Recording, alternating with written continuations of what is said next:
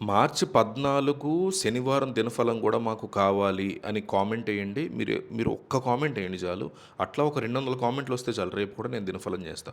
So, miss అవ్వకుండా మార్చి 13 శనివారం దినఫలం గూడా మాకు కావాలి అని కామెంట్ చేయండి. ఎంతమంది కోరుకుంటున్నారో చూద్దాం. సో, ఈరోజు మార్చి 12 శుక్రవారం నాడు దినఫలాల్ని మనం ఒకసారి గనక చూస్తే ఈరోజు శుక్రగ్రహ ప్రభావం అధికంగా ఉండడం వల్ల కళలు, విలాసవంతాలు, కుటుంబ సంబంధాలకి ప్రాధాన్యత ఎక్కువగా ఉండబోతుంది. 12 రాసుల వారు పాటించవలసినటువంటి సూచనలు, పరిహారాలు ఇందులో చాలా క్లియర్‌గా చెప్తాయి ఈ వీడియోలో. 12 రాసుల దినఫలం. మార్చి 13, 2026 మేషరాశి. మేషరాశి వాళ్ళకి మిశ్రమ ఫలితాలు ఉండబోతున్నాయి ఈరోజు. ఆర్థిక పరంగా పురోగతి ఉన్నప్పటికీ పని ఒత్తిడి చాలా ఎక్కువగా ఉండే అవకాశం ఉంది. అనవసర ఖర్చుల్ని తగ్గించుకోవడం అనేది బెస్ట్ ఆప్షన్ మేషరాశి వాళ్ళకి.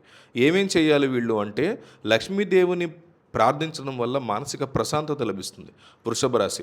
వృషభ రాశిది అంటే శుక్రుడు ఈ రాశి యొక్క అధిపతి అవ్వడం వల్ల అత్యంత లాభదాయకమైనటువంటి రోజు ఈరోజు ఈ రాశి వాళ్ళకి.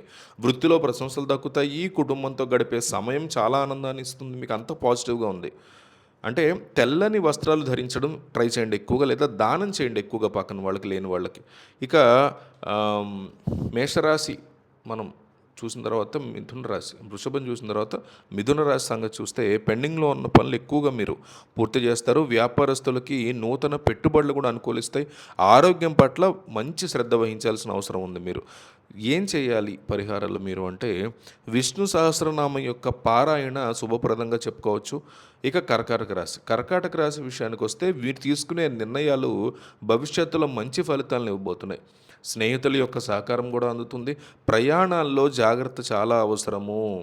చేయవలసినటువంటి పని వీళ్ళు జాగ్రత్తలు ఏం తీసుకోవాలి పరిహారాలు అంటే అమ్మవారికి సంబంధించి ఆ గుడిలో దీపం వెలిగించండి అమ్మవారి గుడిలో. ఇది చాలా మంచి జరుగుతుంది.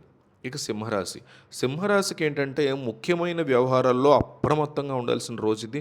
సహోద్యోగులతో వాదనలు పెట్టుకోకండి, దూరంగా ఉండండి. శుక్రవారం కావడంతో ఆదాయ మార్గాలు చాలా బెనిఫిట్ అయ్యే పరిస్థితి ఉంది. మీరు ఏం చేయాలి అంటే ఆదిత్య హృదయం పఠించడం వల్ల ఆత్మవిశ్వాసం ఈ లియో సింహరాశి వారికి చాలా బాగా పెరుగుతుంది. ఇక కన్యరాశి.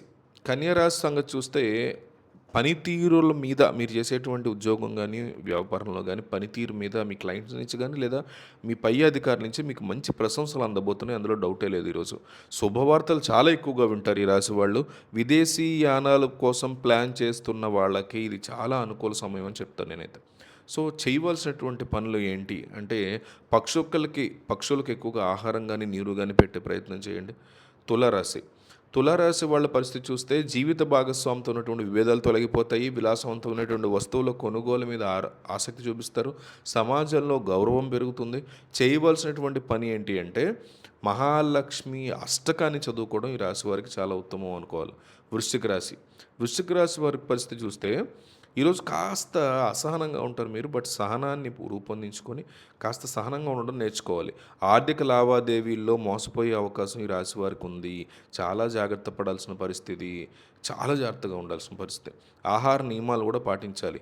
చేయవలసిన పని ఏంటంటే సుబ్రహ్మణ్య స్వామిని ఎక్కువగా స్మరించుకోవాలి ఈ రాశివారు. ఇక ధనుసు రాశి. ధనుసు రాశి పరిస్థితి చూస్తే వ్యాపారంలో మంచి లాభాలు గడిస్తారు వీళ్ళు. విద్యార్థులు చదువు మీద ఏకాగ్రత వహిస్తారు. దూరపు బంధువుల నుంచి ఆహ్వానాలు అవి కూడా అందుతాయి. అంటే పసుపు రంగు పువ్వులతో పూజ చేసుకోవడం కూడా ఇంపార్టెంట్ వీళ్ళకి. ఇక మకర రాశి సంగతి చూస్తే వృత్తిపరంగా కొత్త బాధ్యతలు చేపడతారు మకర రాశి వాళ్ళు. పాత బాకీలన్నీ కూడా వసూలు అవ్వబోతున్నాయి. అనవసరమైనటువంటి ఆలోచనల్ని పక్కన పెట్టి కేవలం పని మీద దృష్టి పెట్టండి మకర రాశి వాళ్ళు. పేదలకి అన్నదానం చేయండి మకర రాశి వాళ్ళు, చాలా మంచిది. కుంభరాశి. కుంభరాశి సంగతి చూస్తే క్రియేటివ్ రంగంలో ఉన్నవారికి అద్భుతమైనటువంటి అవకాశాలు రాబోతున్నాయి. సంతానం వల్ల సంతోషం కలిగే అవకాశం కలగబోతుంది. ధైర్యంగా నిర్ణయాలు తీసుకోండి, భయపడకండి ఎవరికి. ఏం చేస్తారంటే ఈరోజు శివాలయంలో అభిషేకం చేయించడం చాలా శుభకరం మీకు. మీనరాశి. ఆధ్యాత్మిక చింతన పెరుగుతుంది మీనరాశి వాళ్ళకి. స్థిరాస్తి వివాదాలు కూడా పరిష్కారం అయిపోతే ఆరోగ్యం నిలకడగా ఉంటుంది. ప్రయాణాలు కూడా మీకు అనుకూలించే పరిస్థితుంది. చేయాల్సిన పని ఏంటంటే దక్షిణామూర్తిని మీరు ఎక్కువగా ధ్యానించండి. ఖచ్చితంగా ఇవన్నీ కూడా డెఫినెట్లీ వర్కౌట్ అవుతాయి మీనరాశి వాళ్ళకి. వీలైనంత ఎక్కువ మందికి వీడియో పంపించండి. రేపు డేట్ వేసి ఆ రోజు ఫలితాలు కావాలి అని కామెంట్ చేయండి.